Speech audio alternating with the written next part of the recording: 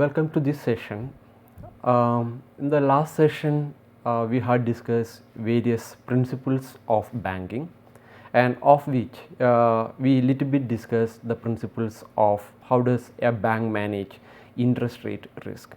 So, in the previous class, we little bit started discussing various methods for measuring the interest rate risk. So, at that time, I had introduced it to you the basic gap and duration analysis. So, in today's session, we will go a little bit more in depth to discuss gap and duration analysis and how to measure interest rate risk. So, this I have shown you in the previous class. So, you can see here that look at the balance sheet of this bank. We classify the assets and liabilities into two groups. One we call it assets, we call it rate sensitive assets, and the other one we call it fixed rate assets. So, similarly about the liabilities, we make it rate sensitive liabilities and fixed rate liabilities.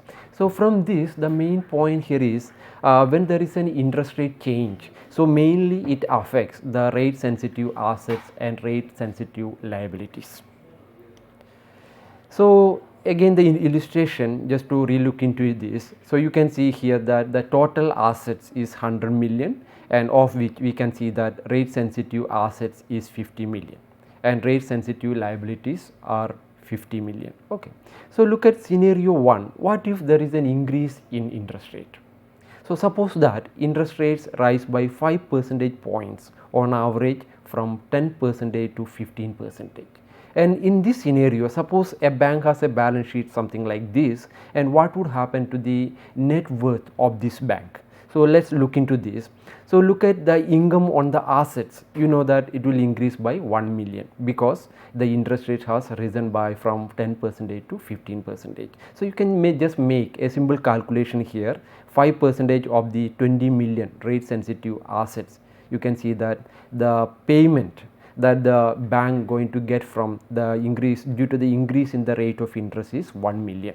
But at the same time, you also know that the liabilities, the payments the bank has to make, that will increase, that the 5% of 15 million rate sensitive liabilities, that is the payment bank has to make 2.5 million. So, in the simple example here, you can see that the bank's payment, the receipt, the revenue increased by 1 million, but the liabilities, that the payments in the liabilities increased by 2.5 million. So, the net worth of this bank, that you can see that actually it declined by 1.5 million from these examples. So, the same thing we can calculate using some simple formula, that is called basic gap analysis. Similarly, the same thing, the same example, if I put it, suppose there is a decrease in interest rate. So, you can see in the same calculation, you can see that if that happens, what happened to the revenue and as well as the payment. So, you can see that in this example, the scenario 2, when there is a decrease in interest rate, you can see that the net worth of this bank increase by 1.5 million, right. So, in these things, what we can infer that if a bank has more rate sensitive liabilities than assets, that is in our case, the example we have taken here, a rise in interest rate will reduce bank profits, that is what we discussed in scenario 1, and a decline in interest rates will raise bank profits, that we had seen in scenario 2. So, this idea we can translate into a formula that is called, just to begin with, is called basic gap analysis. The gap that we mention here is based on the rate sensitive assets and the rate sensitive liabilities. So, the gap between that. So, the gap analysis, it measures that the rate sensitive assets minus rate sensitive liabilities multiplied by change in rate of interest. So, you can see here that the gap is 20 minus 50, that is minus 30 is the gap. So, the change in the rate of interest is the 5%, that is 0.05. So, from applying this one, you can see that if there is an increase in rate of interest, you can see that from this example that the bank net worth or bank profits also, we can also call it in that way, because both way interchangeably used, but ideally is better to use the changes in net worth. So, you can see here that the net worth of the bank declined by minus 1.5, because we have put rate of change, the change in interest rate as 5%, that the positive. So, similarly if you apply negative change, that obviously you will get plus 1.5 million, that is the change in the net worth of this bank. So, here what we have shown in the balance sheet, we did not mention the duration of assets and liabilities, but you know that most of the assets and liabilities, just looking at the banking principle, banks borrow short and lends long. So, lending means actually mostly the assets of the bank, and liabilities of the bank is the borrowing, the deposit. So, actually we need to look into actually both the assets and liabilities, the duration actually varies, and also the rate sensitivity also varies within assets based on the duration, right. So, we need to bring that one into our discussion. So, here we introduce the another approach of calculating, that is incorporating the duration of assets and liabilities. So, we discuss here the basic duration analysis. So, in this example, look at the balance sheet, just like total assets, we can see that 100 million, total liabilities 90 million, and bank capital is 10 million. So, from this we also say that what is the average duration of assets. The average duration of the assets is 3 years, and average duration of liabilities suppose 2 years.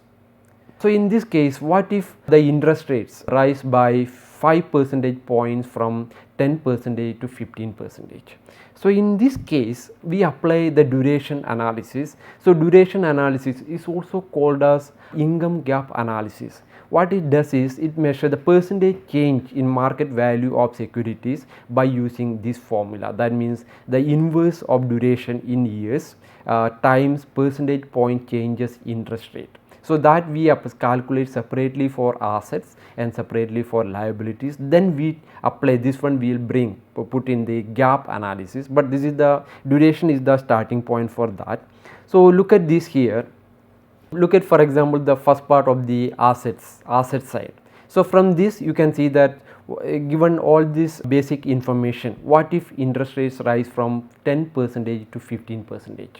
So, you can see from here that the market value of assets falls by 15%. How come? Because you can see that the duration is 3 years. So, we take minus 3 years times the changes in the rate of interest. The percentage point changes in interest is 0.05 of 100 million. So, you can see that the market value of assets falls by minus 15 million, right. And you can see that market value of liabilities falls by 10%. You can get it that the average duration of the liabilities is 2 years. We take negative inverse, that the minus 2 years times the percentage change in the rate of interest, that is 0.05 of 90 million, and you will be getting minus 9 million. So, from this what you can see, the net worth of this bank it decreased because the decline in asset that is minus 15. Change in market value of assets is minus 15, and changes in the market value of liabilities is 9 million. So, when you take the gap of this duration, and you will be getting minus 6 million. So, from this example illustration you can see that the net worth of the bank, that is the market value of assets minus liabilities, declined by minus 6 million. So, this is the basic duration analysis. However, there is a problem with this. The problem is that actually we are not taking the weighted part of this duration of these assets and liabilities. So, before we discuss that, let me also introduce you how come we got this duration analysis, and you may also wonder how come we get the minus or the negative duration in years. Why are we putting minus duration in years? So, in order to answer that, this formula has been derived from Macaulay's duration analysis. So, what Macaulay's duration analysis says, this is the formula for that.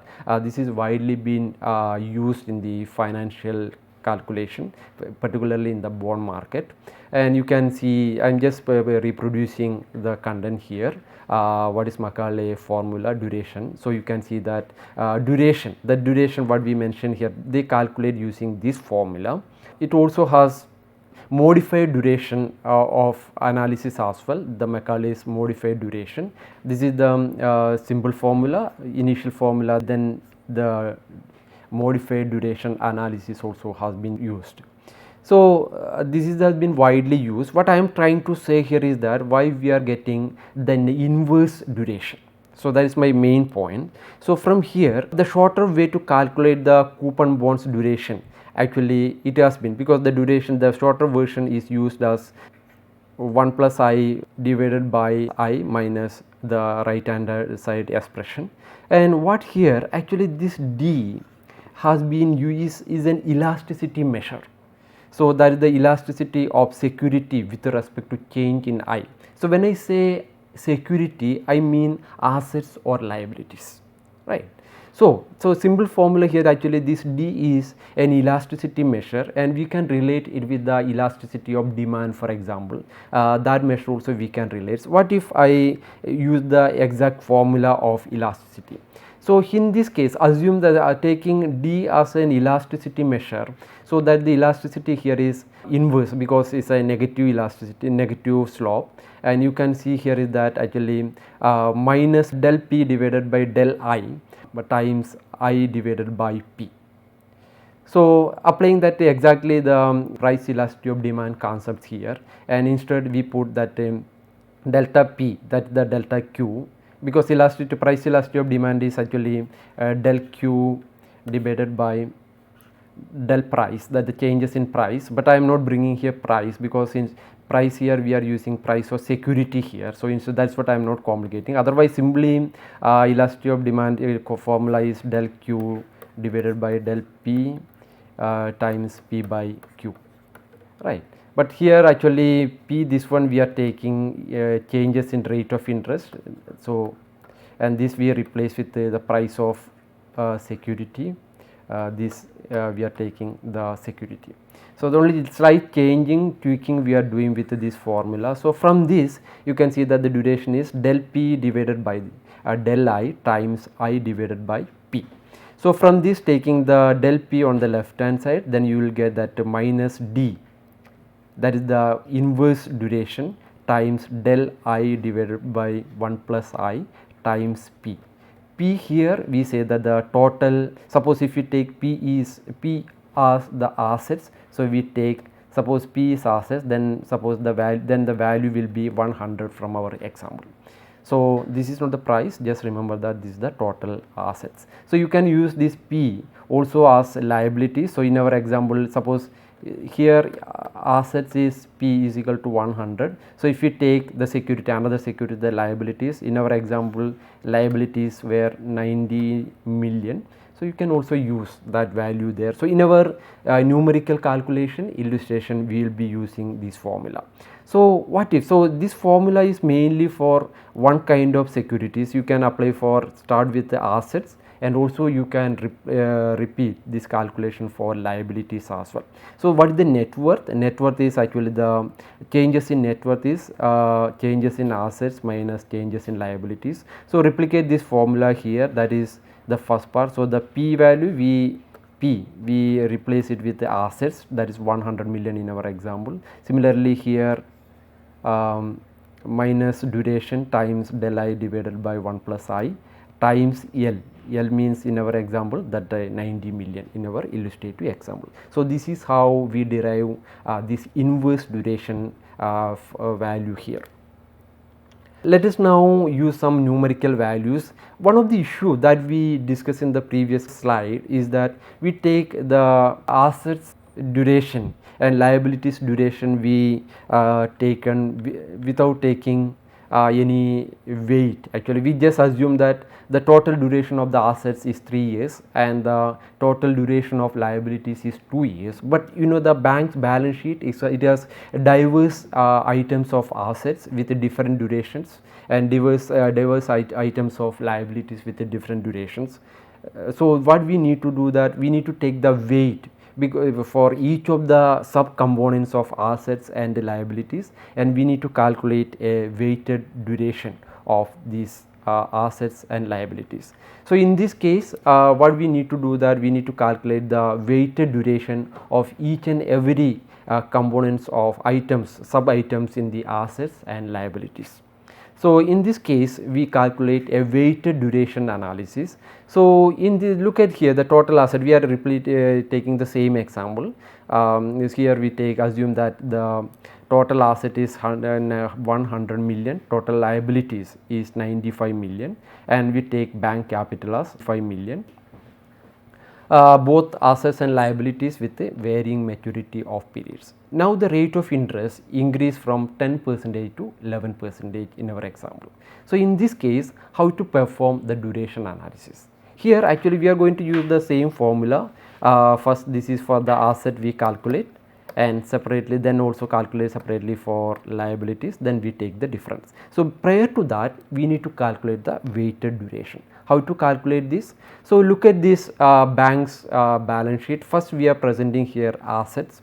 So, in these assets, as I mentioned, you stated just before that there are different components, different sub items. So, we need to take, you know, that the value differ and the duration also differ. For example, reserves and cash items, it does not have any duration, it is a zero duration, right? Is the most because its reserve is that they kept with the excess reserve with the central bank, and the cash item vault cash with the bank itself. So, in this case you know that the weighted duration, what you need to do, it is actually you are getting this times this, you are getting 0. So, take a case, for example, securities of, in the case of securities of 5 million with maturities less than 1 year, take this case. How to calculate the weighted duration? So, here you know that the manager multiplies the duration, because the duration is here 0.4 years, that the duration for this. Then manager multiply that the total amount of less than, that is actually this asset, that the less than 1 year, 5 times 0.4, then you are getting 0.02. So, this is one item. So, similarly perform this exercise for each and every component.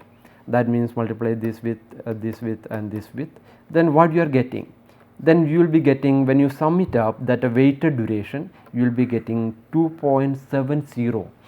That is the weighted duration for the entire assets. So, similarly repeat this exercise for liabilities as well. So, multiply this one, for example this one, then you will be getting 0.032, that is for checkable deposits. Just to go back here.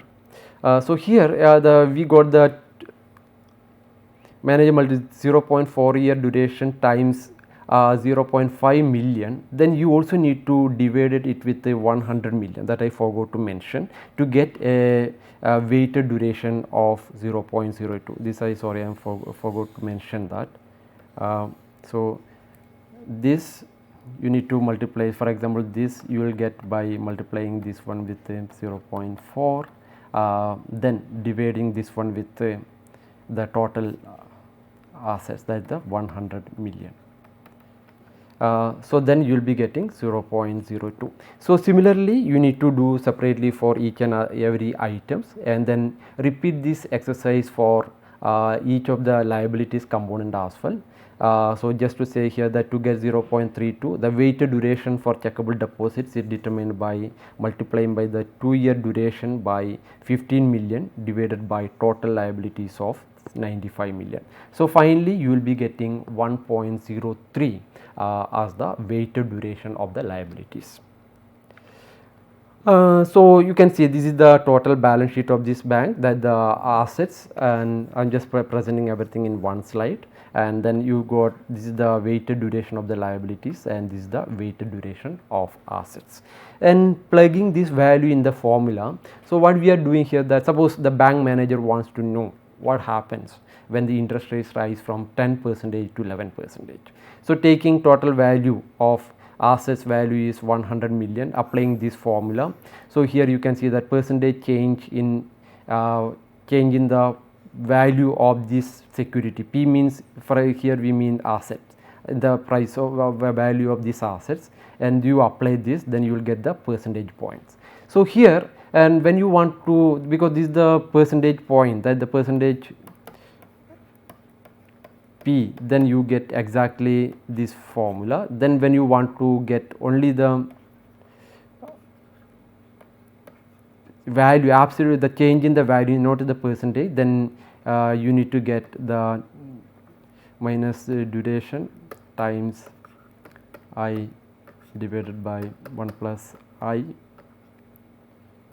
all multiplied by what is the total assets, that the P, you can also put P, or otherwise you can also mention it as the assets. So suppose in this case the total asset value is 100 million. So the market value of assets fall by 2 point, okay, sorry, I forgot to mention this example here. So in this example, what you can see here, that the duration percentage change in that the del I and I, everything is given here. So if you plug this value here, that is the apply this one, you can see that the percentage change in the asset is 2.55 percentage, and when you multiply this with P, that the asset, that is 100, this one is 100, then you will be getting, seeing that from this 2.5 million is the change in the duration of this change in this value of this asset. And similarly for liabilities also we can calculate. So you can see here that the liabilities of the bank changes by this much. So what you need to do now, so we need to calculate, either we can directly calculate the percentage change in assets minus liabilities when you apply this formula, then finally you will be getting this value. So you can see that the changes in the value, absolute value of assets is 2.5 million, and this one is 0.09 million. So finally you can see from this exercise that the net worth of this bank, using the weighted duration analysis, it declines by minus 1.6 million. So this is the way you calculate the weighted duration analysis. Using the weighted duration analysis, you can calculate what is the change in the net worth of the bank due to the changes in the rate of interest. And the same calculation we can also do using an alternative formula. I have seen sometime many finance classes, they use this formula.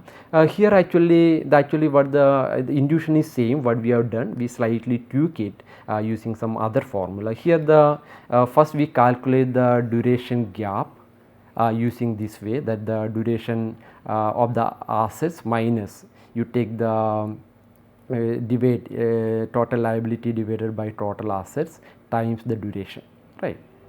This is actually duration gap is equal to duration of the assets minus L divided by assets times duration of liabilities. So you can also apply the same formula, this formula, to calculate the estimate that we got. It's because we got minus 1.6 million, that is the decline in the total net worth of the bank. So we can suppose, what if we use this formula? Suppose the bank manager wants to know what happens when the interest rates rise from 10% to 11%. The total asset value is 100 million. The total liability value is 95 million. So use equation, this equation, to calculate the change in the market value of the assets and liabilities. So in this case I am reproducing the same balance sheet because the assets here, the liabilities, what we got from the previous estimate weighted duration analysis, this is what we got. When we apply this formula, what we are going to get? So look at this formula here, you can see that the duration, the weighted average duration of the assets 2.7, the way we calculate, we reproduce here, we take the same. And similarly weighted average duration of the liabilities, we are going to get 1.03, and then you will get duration gap, applying this one in this formula, that the duration of the assets is this one, and then the liabilities divided by assets, we will be getting 95 divided by 100 times the duration of the liabilities, you will be getting 1.03 is equal to. So finally when you calculate from this, this minus this, you will be getting 1.72 years as the duration gap. And the duration gap, this one, what we need to do now to get the changes in the net worth, we need to multiply this one with the assets of the bank. So what will happen if interest rates change? The bank manager uses duration gap calculation to obtain the change in the market value of net worth as a percentage. That is very important point here, percentage of total assets. So plugging this one, applying the same calculation here, we are going to get the following result. The change in the market value of net worth as a percentage of assets is calculated as using this one. This one we calculate in this way. So the minus duration gap, we already know this value in the previous example, that is 1.72 years times del I divided by 1 plus I. So now what is the change in the market value of net worth as a percentage of assets if interest rate rise from 10% to 11%.